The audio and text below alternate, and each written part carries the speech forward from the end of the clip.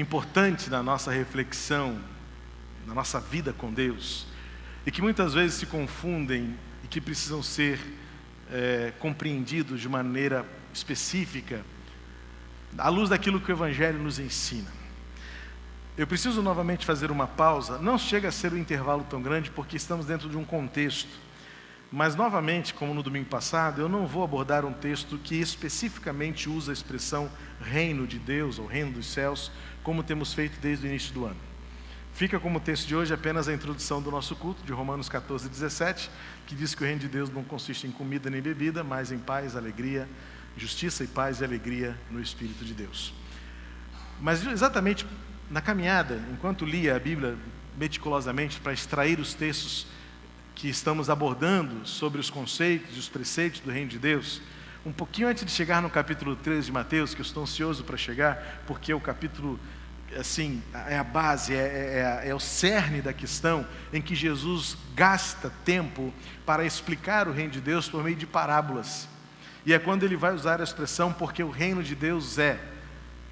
E aí é quando ele, por meio de parábolas, ele explica como funciona e o que é, na essência, o reino de Deus entre nós.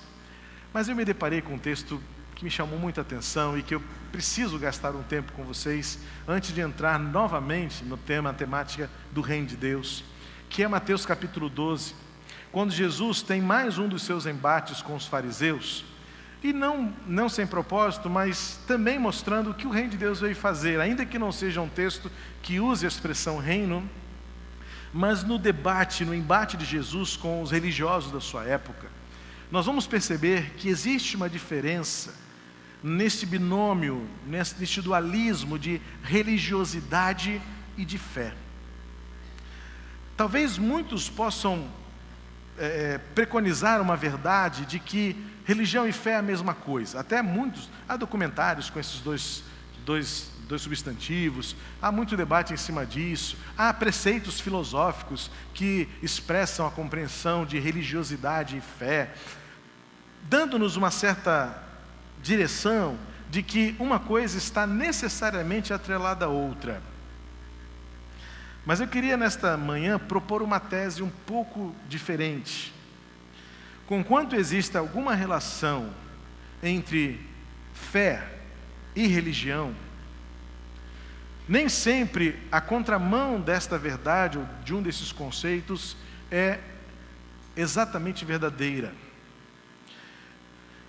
Primeiro porque, é o que nós vamos ver no texto, é possível que você tenha uma religião sem fé,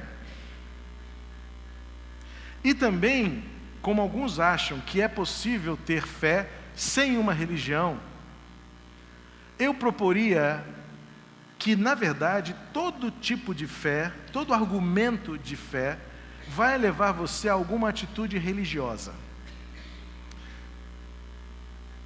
Por exemplo, as suas convicções são baseadas num cabedal de crenças.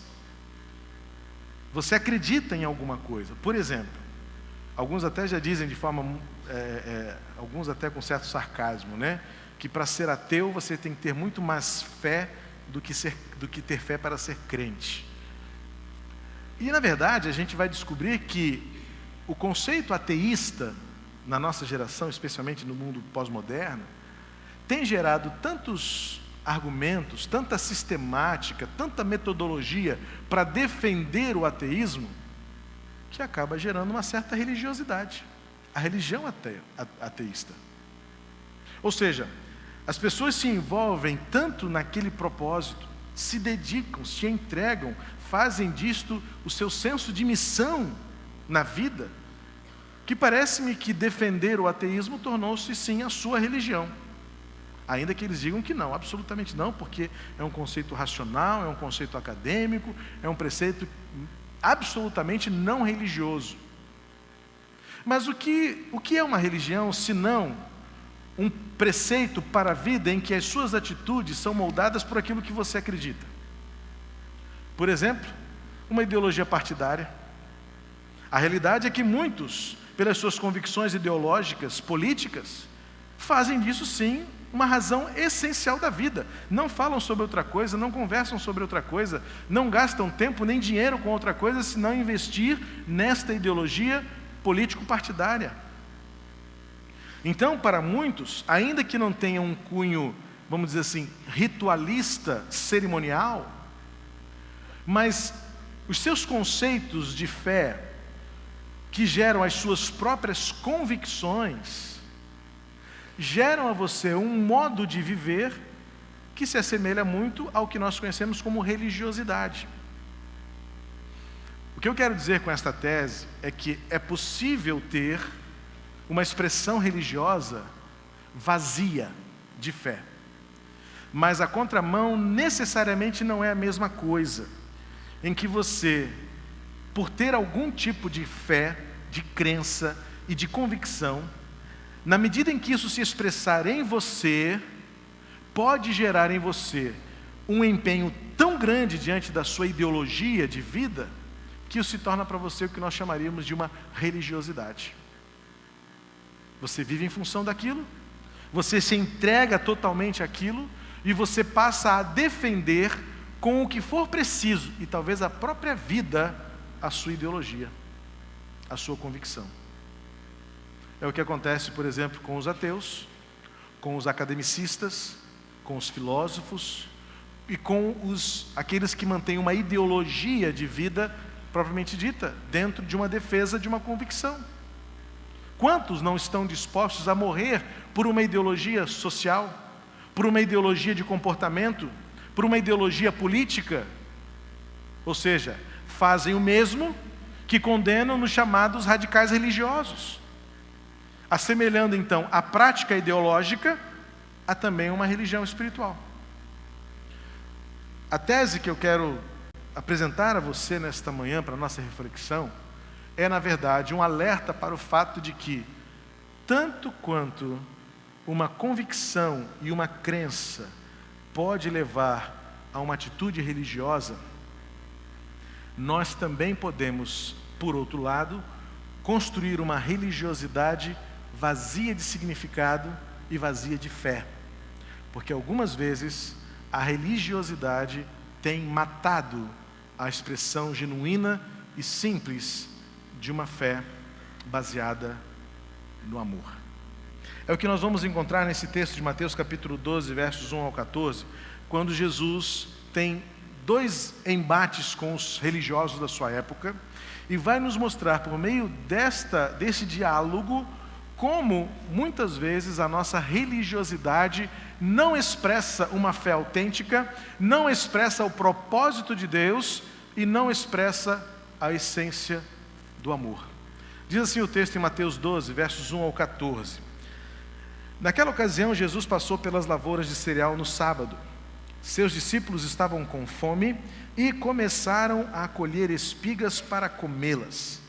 Os fariseus, vendo aquilo, lhe disseram: olha, os teus discípulos estão fazendo o que não é permitido no sábado. Ele respondeu: vocês não leram o que fez Davi quando ele e seus companheiros estavam com fome? Ele entrou na casa de Deus e, junto com seus companheiros, comeu os pães da presença, o que não lhes era permitido fazer, mas apenas aos sacerdotes. Ou vocês não leram na lei que no sábado os sacerdotes do templo profanam esse dia e contudo ficam sem culpa? Eu lhes digo que aqui está o que é maior do que o templo. Se vocês soubessem o que significam estas palavras, desejo misericórdia e não sacrifícios, não teriam condenado inocentes. Pois o Filho do Homem é Senhor do sábado. Saindo daquele lugar, dirigiu-se à sinagoga deles. E estava ali um homem com uma das mãos atrofiada. Procurando um motivo para acusar Jesus, eles lhe perguntaram: é permitido curar no sábado? Ele lhe respondeu: qual de vocês, se tiver uma ovelha e ela cair num buraco, no sábado, não irá pegá-la e tirá-la de lá? Quanto mais vale um homem do que uma ovelha. Portanto, é permitido fazer o bem no sábado. Então ele disse ao homem: estenda a mão. Ele estendeu e ela foi restaurada e ficou boa como a outra. Então os fariseus saíram e começaram a conspirar sobre como poderiam matar Jesus. Os fariseus aqui ainda que a época de Jesus ainda não tivesse esta conotação tão pejorativa, tão perjuriosa como nós temos hoje, quer xingar alguém é chamar de fariseu. Já que crente não fala palavrão, não deve pelo menos, aí a gente usa uma palavra como essa para dizer como se fosse um palavrão. Seu fariseu. Não deixa de ser um xingamento. Não deixa de ser uma expressão também que parte de um coração religioso, no fundo, porque é bem o que está escrito aqui. Fariseu fazia parte de um grupo religioso que defendia com zelo as suas convicções. Paralelamente às convicções dos fariseus existiam os saduceus. Também no Novo Testamento se refere aos escribas, que eram as pessoas responsáveis pelas cópias e pelos registros, eram os gráficos da época.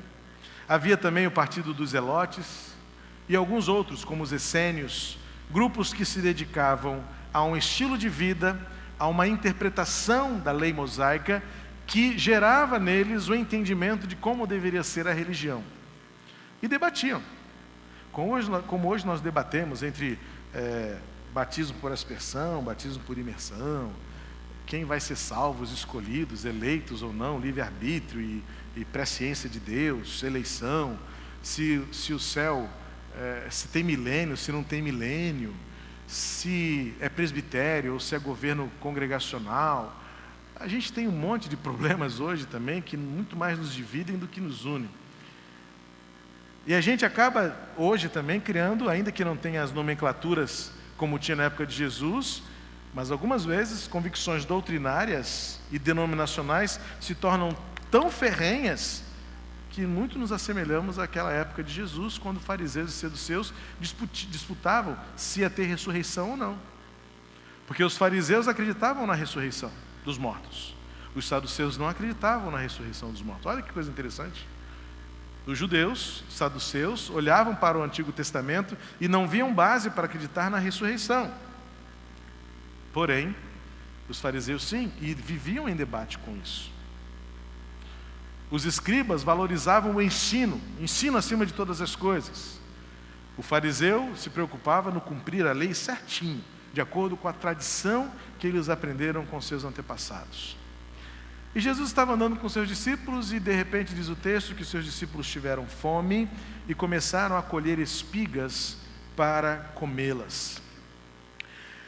O texto não deixa claro se eles estavam colhendo do pé ou do chão. Para o fato de Jesus não os condenar, e Jesus nunca contradisse a lei, provavelmente os discípulos estavam realmente não cometendo crime algum à luz das Escrituras. Deuteronômio capítulo 23, 25, autoriza as pessoas necessitadas a, atravessando uma plantação, colher do chão as espigas que estavam caídas ou aquelas que caíssem dos cestos. Os colheitadores, quando faziam a colheita, se algum dos frutos caísse no chão, eles não deveriam voltar para pegar e deveriam deixar, por obrigação ali, para que aquilo servisse de alimento para os necessitados. É interessante pensar que a lei de Deus, desde os seus primórdios, sempre teve uma razão e uma consciência social muito forte. Deus estabeleceu a lei com o intuito da igualdade, da provisão, do suprimento de todos. A lei era essencialmente social, organizando a sociedade daquele tempo para que ninguém ficasse desamparado.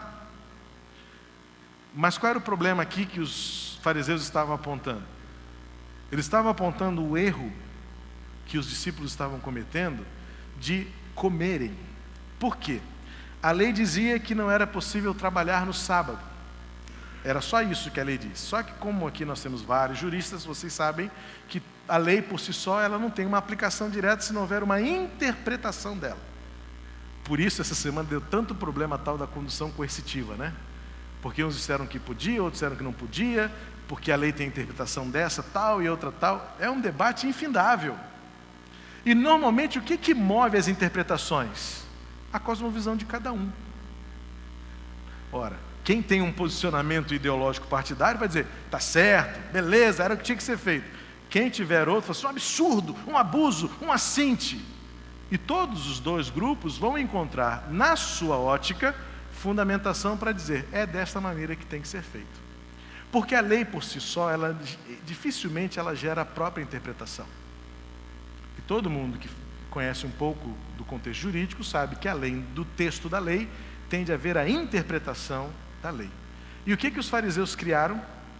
Além do que está escrito, que não se pode trabalhar no dia de sábado, há na tradição desta lei, pelo menos 39 ações práticas, que eles resolveram colocar numa lista. O que significa trabalhar? Então significa descascar o fruto, debulhar o milho, preparar o alimento, selar o animal, e uma série de outras coisas que a lei era omissa. Eles então disseram, bom, então nós vamos criar aqui uma lista de mais algumas coisas que nós achamos que seja trabalhar. E nesse contexto é o que provavelmente eles estavam acusando os discípulos, porque eles sabiam que podia colher, mas não poderia preparar o alimento. Tamanha contradição de uma religiosidade sem propósito. E é quando então Jesus rebate aqueles fariseus, trazendo a visão do reino de Deus, a visão do novo de Deus para aquele tempo, do novo paradigma, que viesse fazê-los entender quanto uma religiosidade vazia mata, destrói e fere as pessoas. É interessante porque primeiro aqueles fariseus tinham um posicionamento acusativo. O versículo 2 vai dizer que eles viram, o que eles fizeram? Ah lá! Ah, como é bom para a gente fazer isso, né? Dá uma cátedra, ah lá o que fulano está fazendo de errado. Isso nos dá uma sensação de que nós estamos justificados, porque o outro fez alguma coisa de errado, e nós não. Quantos de nós nutrimos no coração um prazer, uma realização, quando vemos o outro cometendo alguma coisa que aos nossos olhos é errado? Uma religiosidade sem fé é uma religiosidade que acusa, que condena, por meio de um julgamento caolho, míope. Porque esses homens, eles só conseguiram enxergar a realidade pela sua própria ótica. E aí é quando entra Jesus. A partir do versículo 3, Jesus começa a mostrar para eles, aceitassem ou não, que não era esse jeito de Deus ver as coisas. No versículo 3 ele diz assim, vocês não leram o que Davi fez? O que Jesus está mostrando para eles? Vocês não conhecem as Escrituras. Se vocês conhecessem as Escrituras, vocês saberiam qual é a maior lei que governa o universo pelo coração de Deus. É a lei do amor. E Jesus então invoca duas autoridades. Ele invoca o próprio rei Davi, que era uma pessoa de altíssimo respeito naquela cultura, naquela religião. E ele diz, vocês não leram, não sabem o que Davi fez? Que depois de uma guerra, chegou ao templo com fome, seus soldados morrendo, fracos. O que eles fizeram? Comeram o pão consagrado. E mataram a fome. E não foram condenados por isso. E depois ele diz, e vocês também não leram o profeta? O profeta que disse, misericórdia quero, e não sacrifício. Jesus está dizendo para aqueles homens, que uma religiosidade sem fé, ela fala daquilo que não conhece. E muitos de nós criamos uma religiosidade vazia de significado, porque ela está muito mais baseada no que nós achamos, do que nós preferimos, do que nós efetivamente conhecemos. Como é bom poder conversar sobre Bíblia e não sobre tradição. Como é bom poder ter saudade daquilo que eu conheço, que é a palavra, mas não conhecer aquilo que você conheceu quando você tinha 10 anos, e naquele tempo você dizia que era o melhor, quando hoje não é mais. Eu lembro que, quando eu estava na adolescência, nós tocávamos em banda também, eu já toquei essas coisas, você sabe disso. E eu fazia parte de um grupo de músicos dos adolescentes cariocas, e a gente estava no Colégio Batista, participando era um concurso de música. Foi lá que eu comecei a paquerar a minha esposa, a esposa do pastor de vocês. E aí a gente estava preparando uma música que se chama Eis-me Aqui. Era uma música muito gostosa de cantar, e a gente gostava muito de cantar aquela música. Eis-me aqui no teu santuário, eis-me aqui, pois tu és o arrimo da minha sorte.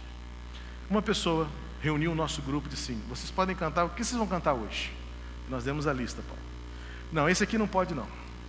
Esse aqui não pode. Por quê? Não, porque esse aqui fala de sorte, e crente não tem sorte. Corta. E aí a gente, adolescente, imaturo ainda, era um líder. Não, tudo bem, então a gente não canta. Passou o tempo, veio a minha época de estudos e de buscar a palavra de Deus, e eu me deparei com o Salmo 16, versículo 5, que o salmista diz assim: pois tu tens sido o arrimo da minha sorte, Senhor. Falei, que droga que eu tinha que voltar lá naquele dia para dizer para aquele homem que ele está falando bobagem. Ele me proibiu de cantar um canto que nós queríamos cantar, que nós tínhamos ensaiado, porque ele falou que crente não tem sorte. Eu falei, vai ler a Bíblia, homem. Mas recentemente, aí já eu pude rebater na hora, nós cantávamos aquele cântico, Jeová é teu cavaleiro. E jovem gosta, que aquele é forte, né? Jeová é o teu cavaleiro. Aí uma pessoa chegou perto de nós e disse assim: não pode cantar esse cântico. De onde eu vim, cavaleiro não... Cavalo e cavaleiro é coisa de macumba. Aí na hora eu falei assim: não, minha irmã, leia Deuteronômio 33, e você vai dizer que não há Deus. Deuteronômio 33, acho que é 15 ou 18. Não há Deus como o Deus de Jerusalém, que é um apelido para Jerusalém, que cavalga sobre as nuvens para conceder vitória ao seu povo. Eu fico pensando, a gente cria um monte de podes e não podes, porque é fruto da nossa experiência, das nossas preferências, dos nossos achismos, da nossa tradição, e agimos como os fariseus que estavam colocando no coração daquelas pessoas uma ordem, uma proibição, uma condenação descabida. E Jesus fala assim: vai ler a Bíblia, vai ler as Escrituras. Vocês não sabem o que Davi fez? Ou vocês não conhecem o que o profeta estabeleceu? Que a religião de Deus é misericórdia. E vocês não estão agindo com misericórdia, porque os homens estão com fome, eles precisam comer. E eles não estão transgredindo a lei, porque a lei deixa eles escolherem, sim. E se a lei deixa eles escolher, eles podem comer. Porque quem disse que preparar comida é errado, são vocês, na tradição de vocês. A lei não diz isso. Nós usurpamos da nossa liberdade de fazer o que queremos, até mesmo para colocar nos ombros das pessoas um peso que nem nós conseguimos levar. Há um outro cântico, lembrei. Eram 3 exemplos. És a nossa estrela da manhã, Cordeiro Santo que nos trouxe a luz. Uma vez eu ouvi também, não gosto desse cântico, porque estrela é a que caiu. A estrela que caiu é Satanás. Mas e como é que a gente faz com o Apocalipse 22:15, que diz que Jesus Cristo é a estrela mais brilhante da manhã? Rasga então? Percebe como a gente cria uns negócios que a gente que diz que não gosta, e por causa disso a gente diz que está errado? Se a própria Bíblia diz que Jesus é a estrela mais brilhante da manhã, porque há uma outra referência sim, que Satanás quis subir e caiu como uma estrela, eu não posso dizer que o meu Senhor é a estrela mais brilhante da manhã? A religião sem fé, ela é insensível. A gente olha para as pessoas e não consegue sentir o que elas estão sentindo. E isso não nos comove, não nos move nessa direção. É interessante que quando nós lemos o Novo Testamento, especialmente os Evangelhos, nós não encontramos, à exceção de uma narrativa que fala que Jesus foi à sinagoga em Nazaré, mas não diz que ele dirigiu um culto lá, ele foi ensinar, ele ensinava aquelas pessoas, e já ensinava dentro de um novo paradigma. E ainda bem que Jesus não estabeleceu uma ordem de culto, porque senão ia ser um sério problema para nós. Nós não encontramos Jesus dentro do templo, ensinando as pessoas a cultuarem. Jesus está nas ruas, dizendo que Deus ainda está procurando verdadeiros adoradores que adorem em espírito e em verdade. E ele responde, não é nesse templo nem naquele, ou seja, não é dentro desta metodologia ou daquela metodologia, é a metodologia do coração. A religiosidade sem fé, ela torna as pessoas insensíveis, porque ela é fruto do desconhecimento da verdade. E ela se torna então um impedimento para que as pessoas acertem, porque nós botamos a mão na ferida, nós destruímos as pessoas. E se dependesse daqueles fariseus, aqueles discípulos morriam de fome. E se depender de muitos de nós, e quantas vezes se depender de mim, em defesa das minhas próprias convicções, pessoas à minha volta morrem de fome espiritual, porque muitas vezes a religiosidade sem fé, ela não retrata a misericórdia, o amor de Deus pelas pessoas, pelo indivíduo. A religiosidade de Jesus, ela é expressada por atitudes de serviço. Ao contrário de encontrarmos Jesus ensinando uma liturgia, estabelecendo uma doutrina, a defesa de um protocolo, Jesus estava andando com pessoas que eu não tenho coragem de andar ainda. Jesus estava lidando com pessoas que a sociedade de hoje continua banindo do seu meio. Jesus continua aceitando pessoas que aos nossos olhos ainda são inaceitáveis. Jesus colocou o nível lá embaixo, o degrau pequenininho, mas a nossa religiosidade continua colocando uma escadaria enorme, que nem nós ainda conseguimos alcançar o topo. A religiosidade sem fé, ela destrói a vida daqueles que estão tentando acertar, que precisam de uma chance. Quantas vezes, ao invés de nós afastarmos as pessoas do seu pecado, o pecado dessa pessoa afasta-as de nós para sempre, porque nós não aprendemos a lidar com pecadores. Nós só queremos lidar confortavelmente com os salvos e com os santos, tão santo quanto eu. Se nós pudéssemos pelo menos aprender a lidar com pecadores, tão pecadores quanto eu. Será que está muito longe de nós ainda o desafio de lidarmos com os pecadores, tão pecadores quanto eu? Ou eu ainda vou esperar que eu só lide com os santos, tão santos quanto eu?